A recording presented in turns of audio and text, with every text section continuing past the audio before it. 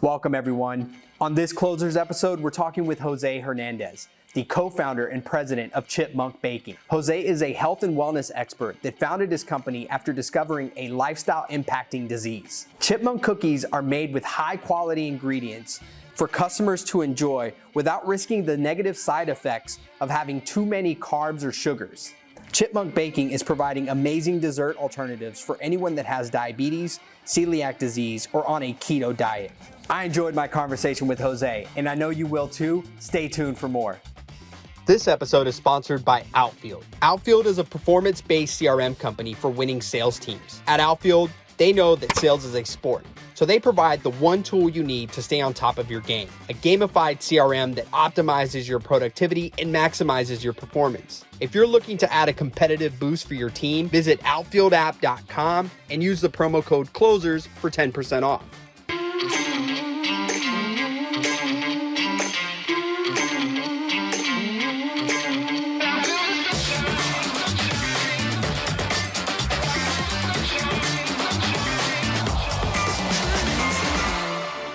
What's up, everybody?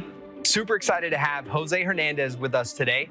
He's the co-founder and president of ChipMonk Baking. Jose, welcome.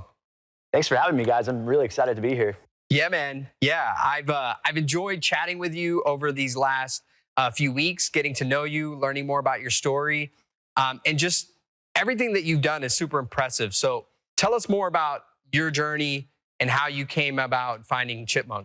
Okay. Yeah. I mean, it kind of starts in my mid-20s. I'm in the health and wellness field. I'm personal training. I'm a fit guy, but I don't feel great. You know, I have low energy. I drink too much coffee. I have mood swings. And one day I fall asleep driving at the wheel, completely sober. I just fell asleep and I crashed and couldn't figure it out. And I was like, why did I drift off? So my dad was like, hey, go get your stats checked. And I was like, okay, yeah. So I went in, I went to my physician, and he did some blood work, and he called me up the next day, and he was like, hey man, well, just good news, you're super healthy. I was like, wow, that's great. He's like, bad news is you have diabetes. I'm gonna give you some metformin, come pick it up. And coming from a science background, I was like, no, I don't want the medicine. Medicine to me is like a Band-Aid.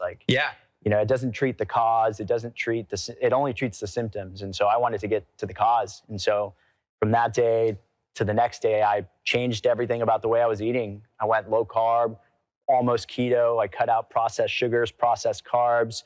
And granted, these are the things I love. I love desserts. I love rice and beans. I love Chipotle. And I couldn't have any of that stuff anymore. But I made the decision to improve my health because diabetes is a long-lasting disease. And so it doesn't have immediate consequences. I'm not going to lose my leg from today to tomorrow, but in 10 years, my liver could fail, I could lose a leg, something could happen, and it's just never top of mind. So I wanted to make sure I made it a focus. And so what lifestyle changes did you have to make, and how did you adapt over the course of this new journey for you? It was hard, man. First things first, I had to give up beer. Beer is all carbs, so I just cut that out. I quit drinking for the most part. At least until I got my blood sugar under control. Sure. Like your A1C? Yeah. So A1C is an aggregate of 3 months. It measures resting blood sugar over a set amount of time. Mine was well into the diabetic diabetes zone. I was at 6.9. Wow. 6.5 is that cutoff, right? And so over 2.5 months, I started eating a lot of fats, a lot of nuts and seeds and walnuts. Drinking olive oil, it was kind of weird. I was making protein shakes with berries as my sweet treat for the day. Sure. A lot of vegan protein powder, things like that. A lot of peanut butter, and I cut out when I say I cut out carbs, I went cold turkey. I cut out tortillas. I cut out rice, beans. I only allowed myself vegetables and berries. Okay. And it was a low carb, high fat, medium protein diet. And actually within the first week, I noticed drastic changes. I was waking up and I had energy and I wasn't having to drink coffee all the time.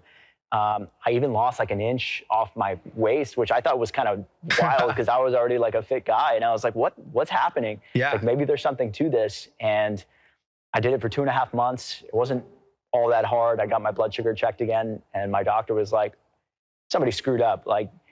this is wrong. Yeah. My blood sugar was like 5.3 or something like that, which means like I'm like well into like the normal range. Yeah. And he's like, somebody like must have done this wrong. So they measured it again. And he's like, okay, what did you do? And I was like, well, I just changed everything about the way I was eating. You know, I cut out carbs, I cut out sugar, desserts, processed everything. And I went on like a wholesome diet. And he was like, okay, well, nobody does that. So like, you're like the poster boy for diabetes now. So congrats, keep it up. And here I am. Yeah. That's awesome, man. And we chatted, you know, growing up as a Latino, you see all of these, you know, carb heavy meals, right? Rice and beans is a staple, right? It's usually rice, beans, and whatever protein. Sweets, your parents would just be like, hey, you know, it would be not only a treat, but it'd be a reward at times.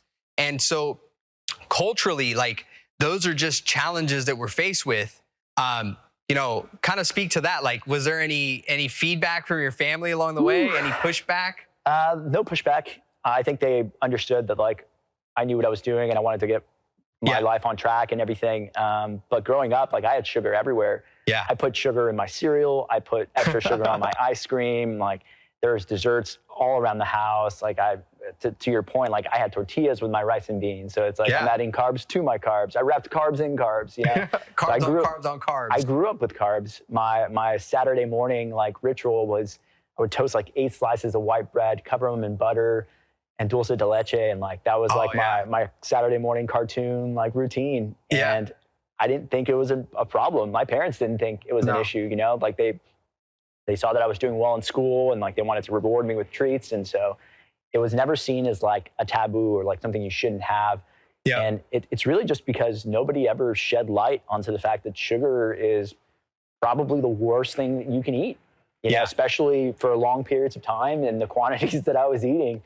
But yeah, I mean, I grew up with that, and over the years, it added up. You know, by my mid-20s is like where it really hit its peak, and I just couldn't do it anymore. Wow. Yeah, and you know, as we kind of talk about this next subject, just around the health industry, right? You know, we chatted, and so my father has been diabetic for 20 years. He wears it like a badge of honor, and I had. You know, I saw him in some of his weakest moments, right? When he was, you know, in hospitals or, you know, really struggling with his diabetes. And I said, you know, this is me foreshadowing where I could be. And so that's where 5 years ago, I took on a vegan diet. I cut out alcohol.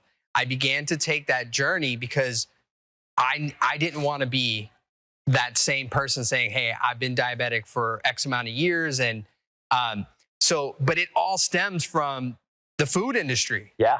So, you know, it's really cool to see how we've had similar, you know, plans of attack to address this in our lives. And diabetes runs in my family. And, you know, it's something that I've looked at as a death sentence and one that I can avoid.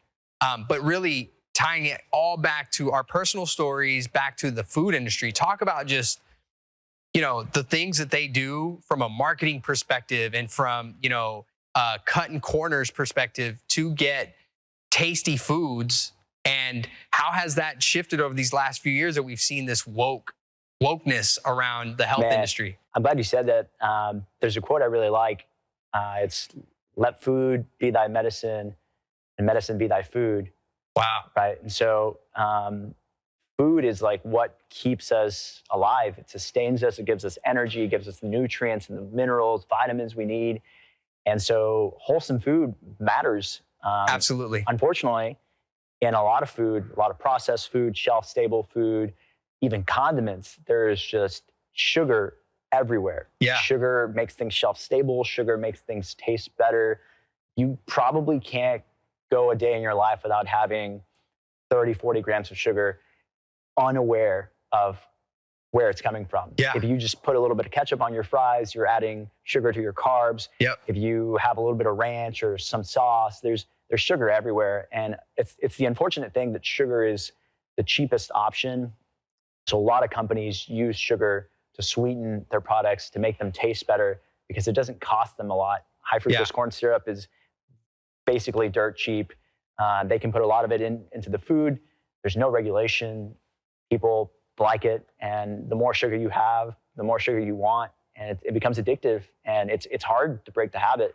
So as a food company, you save money, you make your food taste better, you disguise like whatever other ingredients are in there with sugar, and nobody says anything to them. I mean, low-fat food was like a really big thing for a while because everyone thought that fat was the enemy. And when you take fat out of a food, you make the food less tasty. And so how do you increase like appetite? How do you make it taste good again? Well, just add some sugar. Yeah.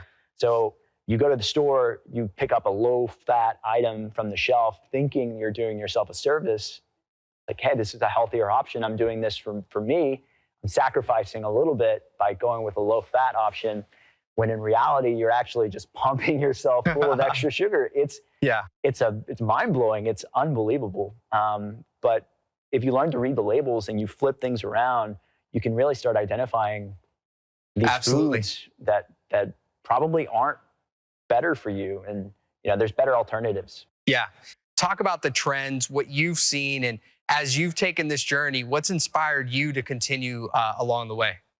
Yeah, I mean, I think as a whole, we're all kind of realizing that sugar isn't as good for you. And if you just pay attention to the number of new like CPG companies that are like popping up that are low in carbs or low in sugar, or they're sweetened with monk fruit, or they're keto, there's a reason for all of that. People think the keto is a fad, but I think it's just like another sustainable way of life. I think it's the other option, right? There's always two extremes. You can go high fat or high carbs, but you can't have both. And so I think both are viable, but at the end of the day, from a personal preference, because I have diabetes, I follow the low carb, high fat diet.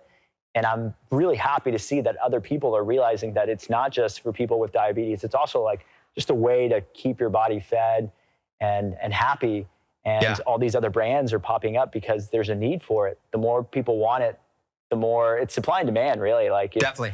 I wouldn't build a company around this if I didn't believe that the demand wasn't there. Yeah. And so before we get into allulose and monk fruit, talk a little bit about keto.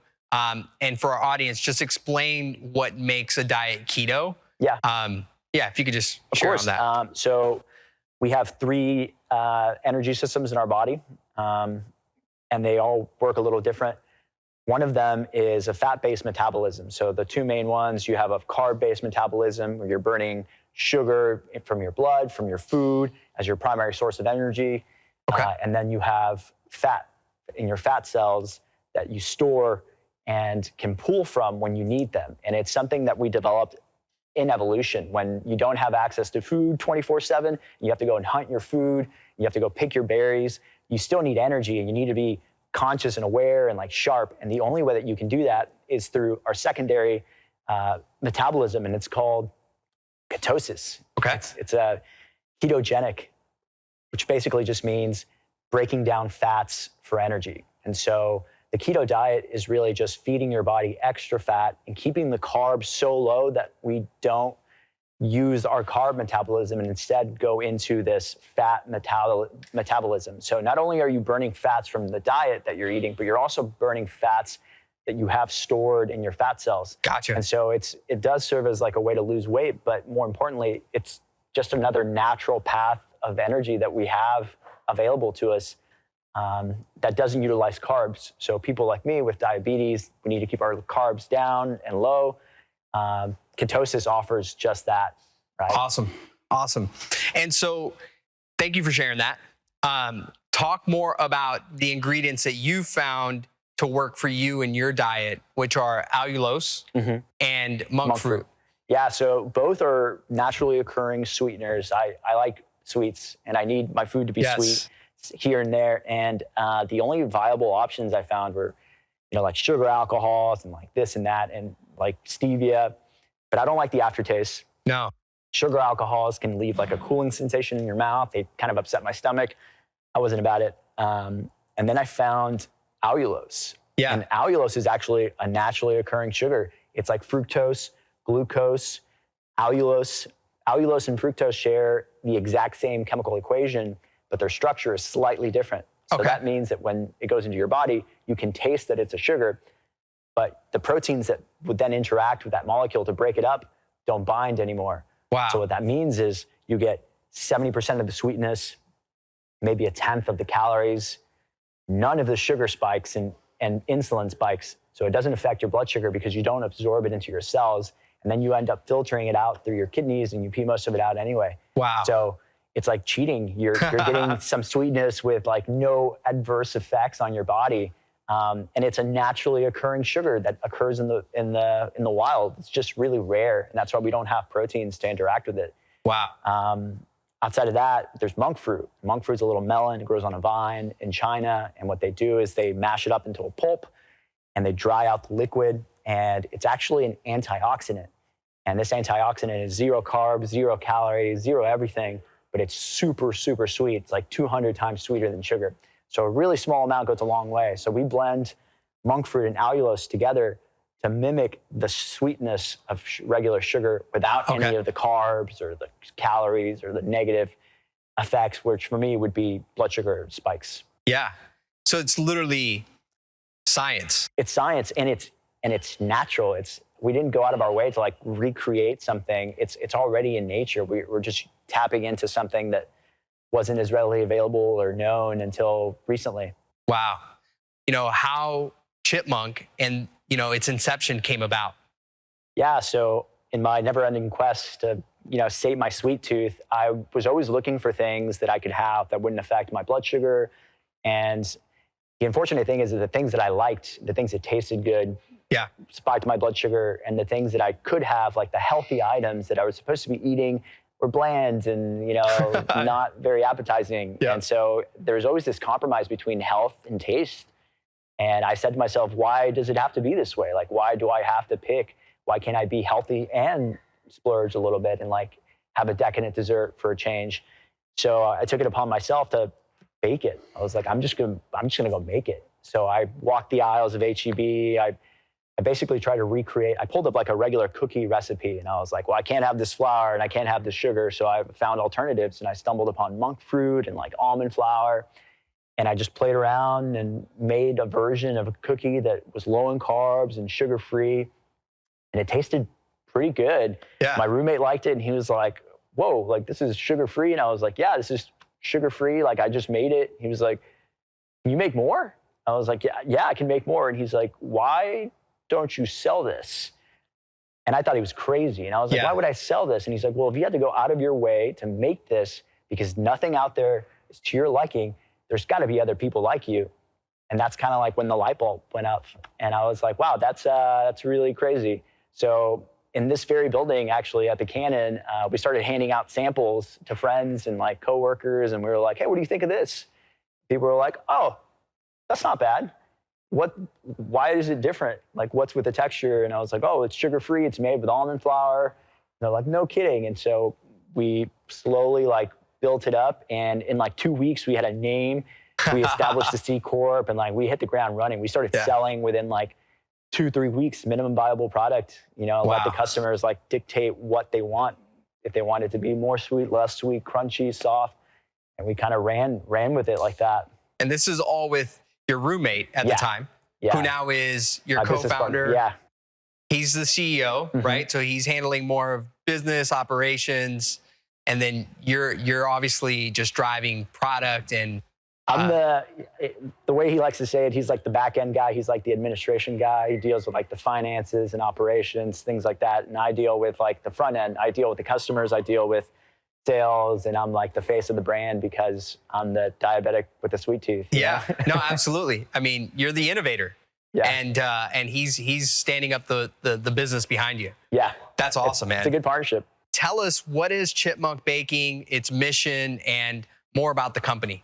Yeah, I mean, so I'll start with the name. In the beginning, we were making a nut-based cookie, and we were using monk fruit. And so we were playing around with names, and I was like, what's an animal or like something cool that likes nuts and seeds? And we were like, well, I don't want to be an elephant. And we saw this squirrel statue on like our way to Austin one day, and we were like, oh, squirrel. But nobody wants to be a squirrel.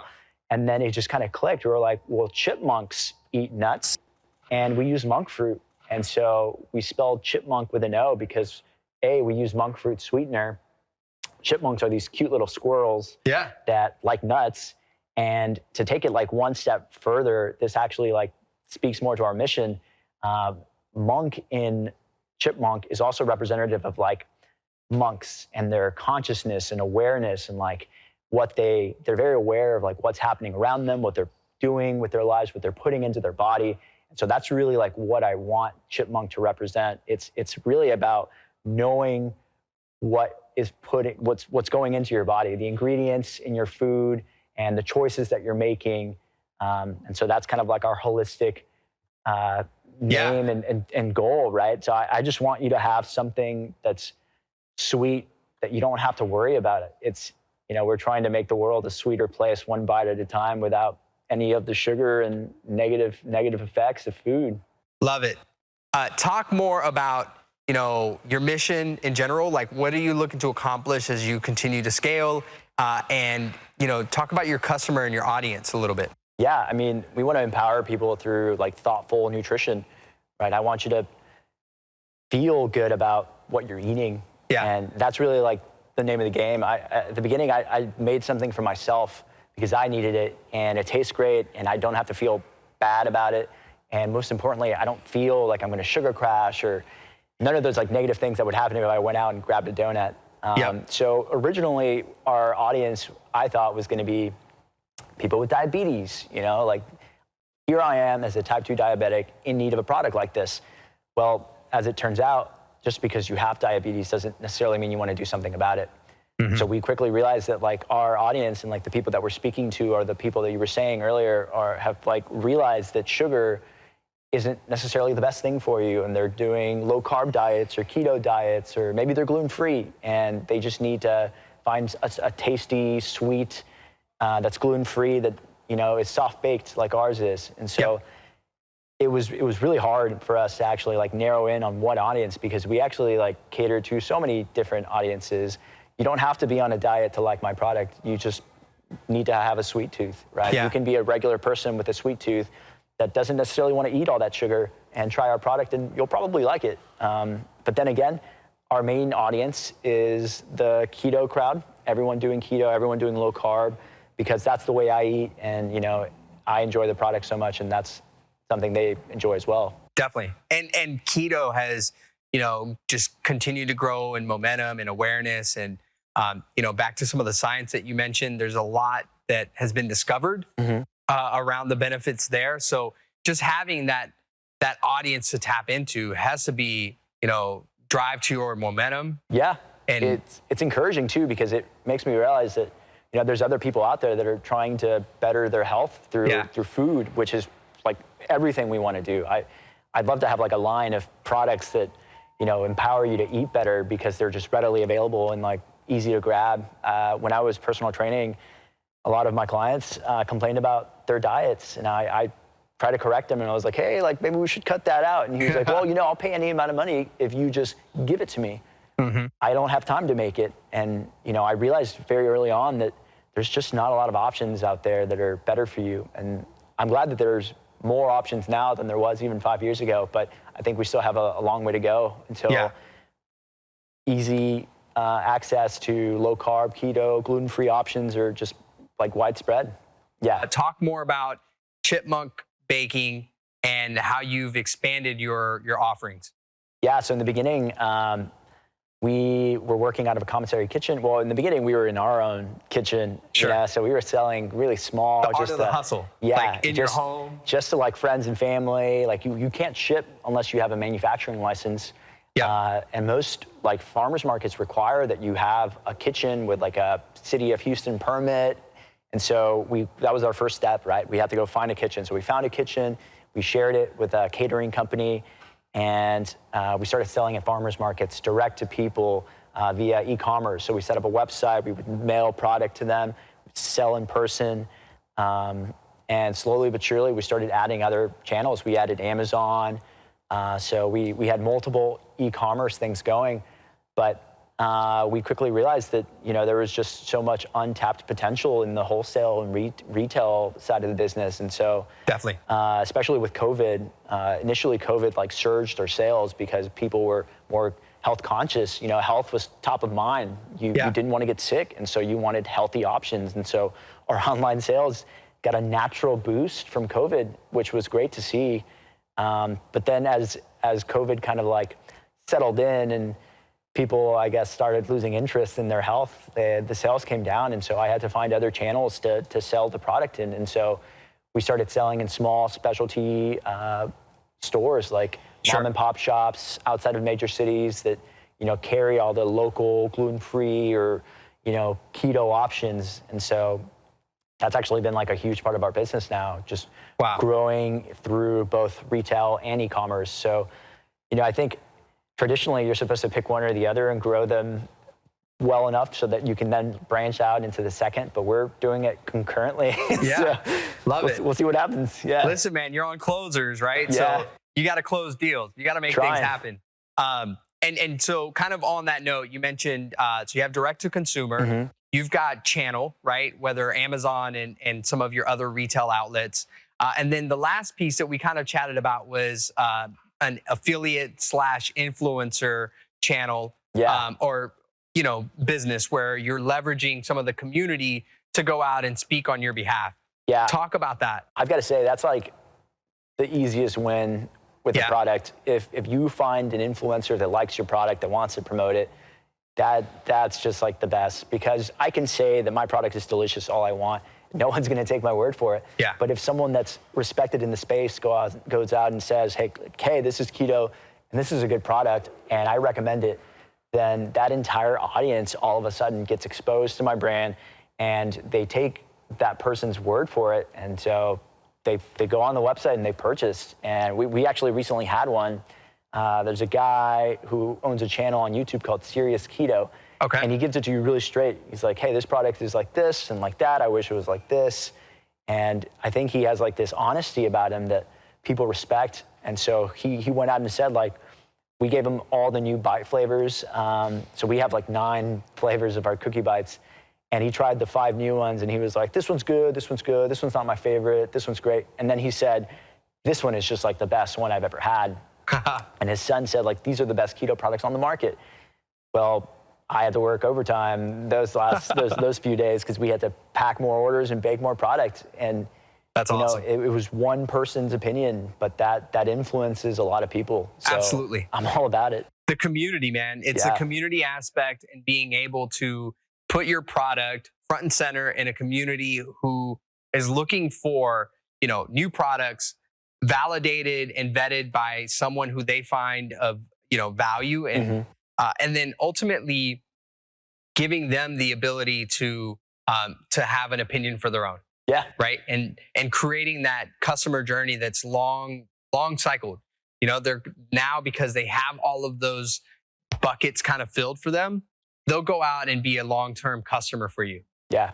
We actually have a pretty high return customer rate because when people try the product, we get emails and like reviews all the time where people are saying like, I can't believe this is keto, or like, I can't believe I can have this and it doesn't affect my blood sugar.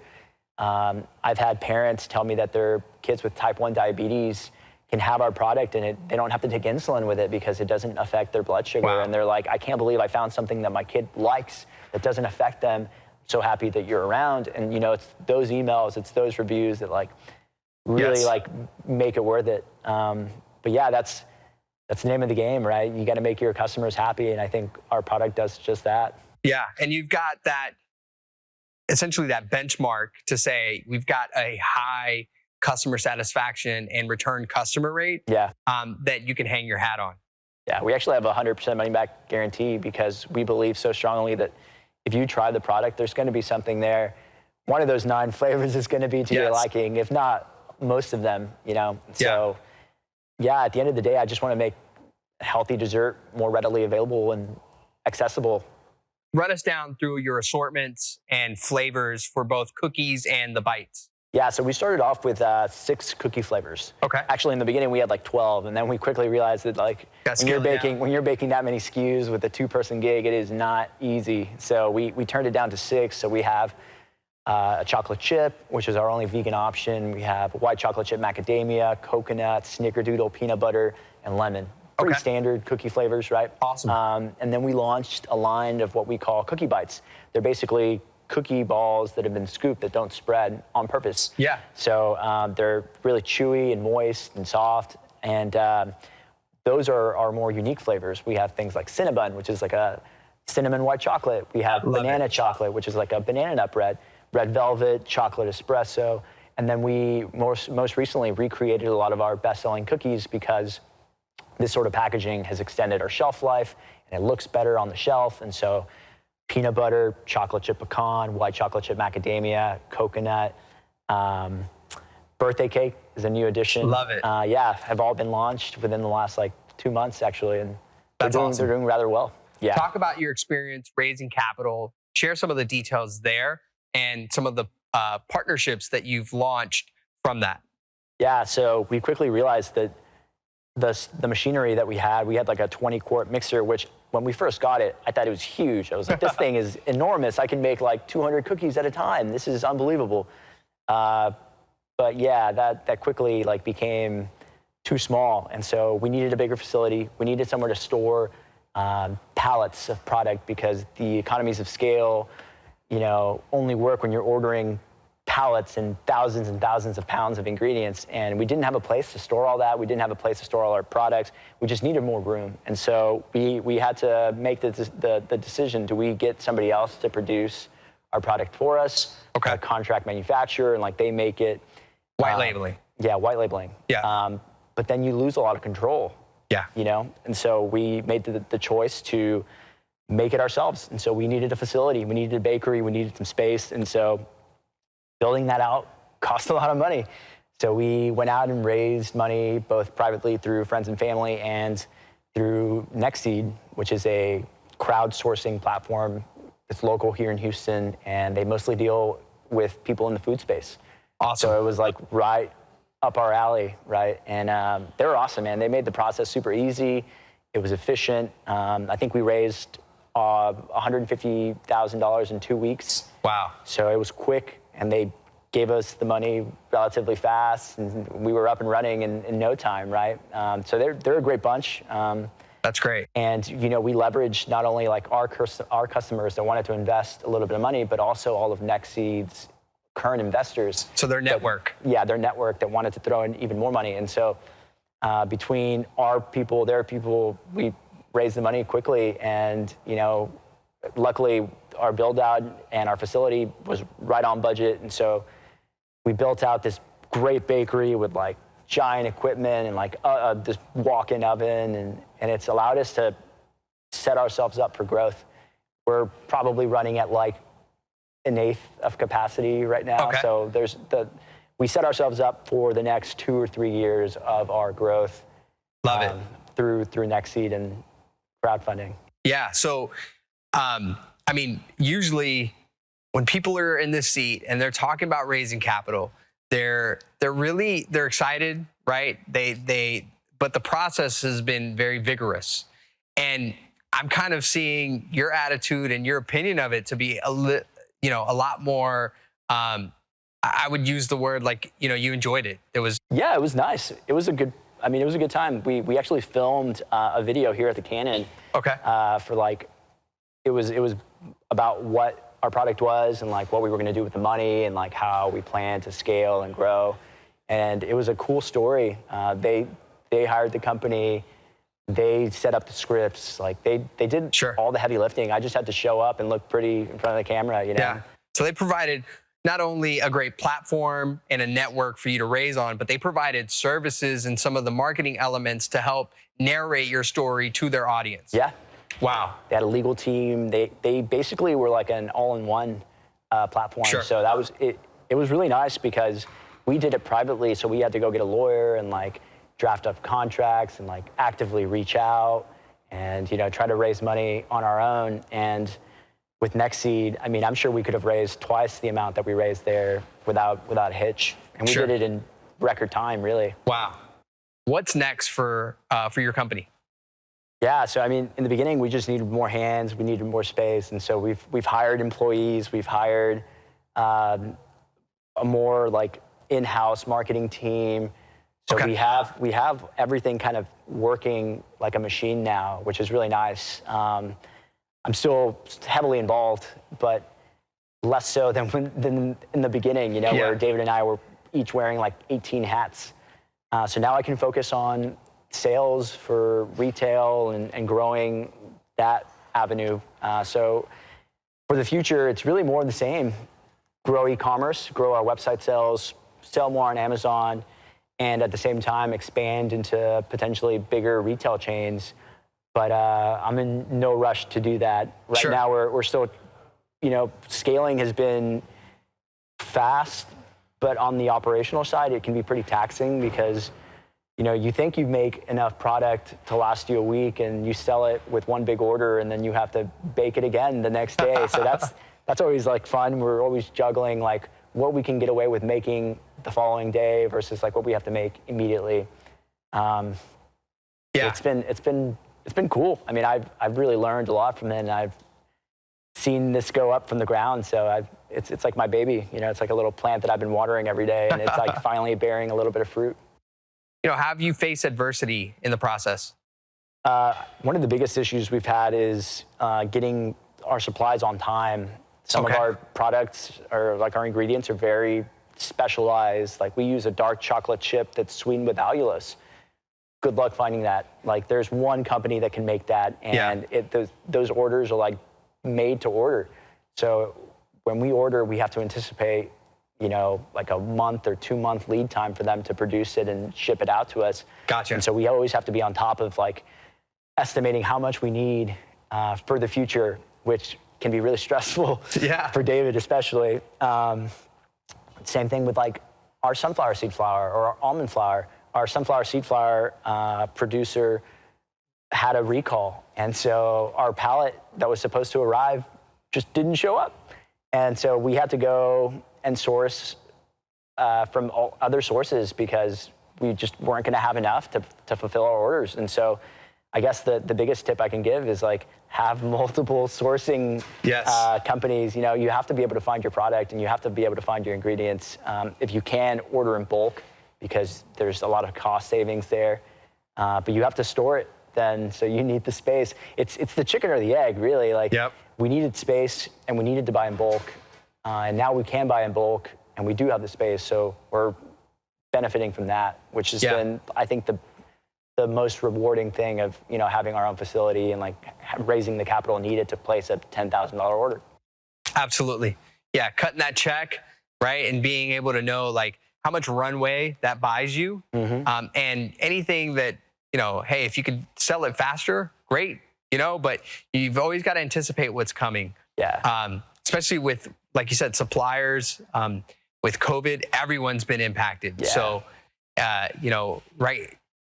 you've always got to anticipate different variables and make sure that you can pivot as quickly as possible. Yeah, absolutely.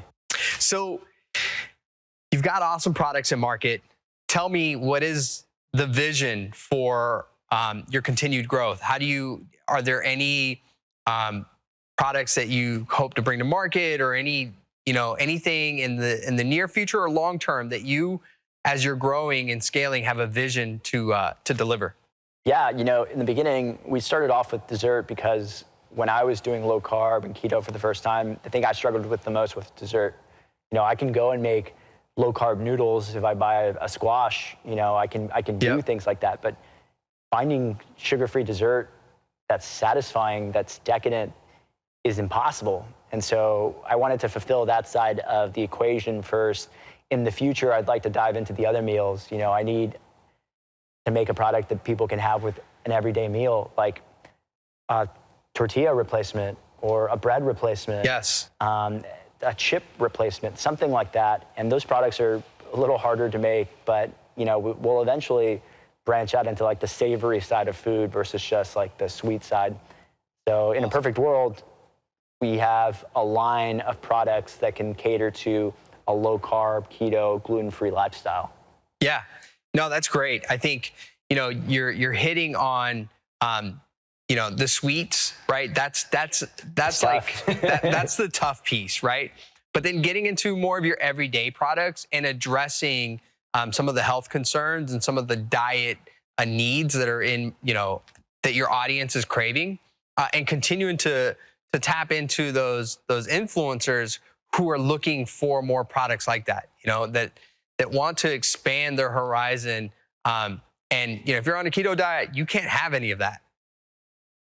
So there's a gaping hole for you to go out and address and define product market. Yeah, luckily there's already a lot of companies tackling things like cereal. Okay. Magic Spoon, great cereal if you haven't tried it. And there's a chip now. There's a Pop-Tart. Wow. Things are happening. Like people are cashing in on the need that is there, and they're producing great products and they're using great ingredients. And I think as this continues to move forward, there's just going to be a lot more options for people when it comes to everyday products like a bag of chips or, pizza dough or just bread, really. So yeah, I'd love to be in that conversation as one of those like front runners of developing product that has more, thought put into it. It's more Sure. health conscious. We're aware of like what food means to the human body, and we want to help. So the FDA is moving towards this, transparency and accountability. Where do you see that going? How do you see that improving the relationship between a consumer and a brand? I don't see how I would hurt it. If you're a good company and you're honest about your ingredients and you have nothing to hide, it won't impact you at all. In fact, it'll probably build credibility amongst the people that are purchasing your product. It's like, yeah, I ordered my sunflower from this guy or my almond flour from that guy. And I'm not hiding sand in my protein powder, That's probably like the most unregulated industry right there. Yeah. So I don't see how this could hurt. If anything, it's shocking that it wasn't already regulated the way that it should have been from the beginning. So I'm all in favor. I think honesty and transparency is the way to go, especially with food, because, food is something that we all eat and it's all something we need and it affects our bodies and, it can make you sick or it can keep you healthy. And so it stands to reason that where your food comes from matters. Absolutely. And it puts a brand like ChipMonk in a position to continue to grow and evolve because you're already leaning into transparency and, people first. Yeah. So as this new rule continues to unravel and more regulation is put in place, you're already ahead of the curve. You're already meeting customers, with that transparency. And so it's going to take the bigger conglomerates to find ways of adjusting their processes to really, meet those minimum kind of standards. And let me say this, addressing packaging, changing text, changing your product takes a lot of work. Yeah. And we're small and we can make it happen relatively fast. But if you have a team of 30 people and you have to get it cleared across multiple levels, it's going to be really slow moving. So I think it puts startups at an advantage over the big companies, which, I'm not against. Every little thing hurts or helps, right? Yeah, absolutely. Well, Jose, thank you so much for being with us today. Your story is empowering, motivating, and inspiring to all of us. I appreciate you bringing these products to market, and I'm excited to see where you go next. Really looking forward to it, and thanks again for being with us. Thanks a lot, man. I appreciate being on Closers, and if you guys ever want me back, I'm happy to bring some more product along as well. Love it. For our audience out there, thanks for tuning in. I hope you enjoyed it as much as we did. Make sure to check out ChipMonk at chipmonkbaking.com. Can't wait to catch you next time. Hey there. Thanks for checking out the Closers Coffee YouTube channel. Make sure to follow us for all the latest Closers content. Please like, comment, and subscribe for more. We can't wait to catch you next time.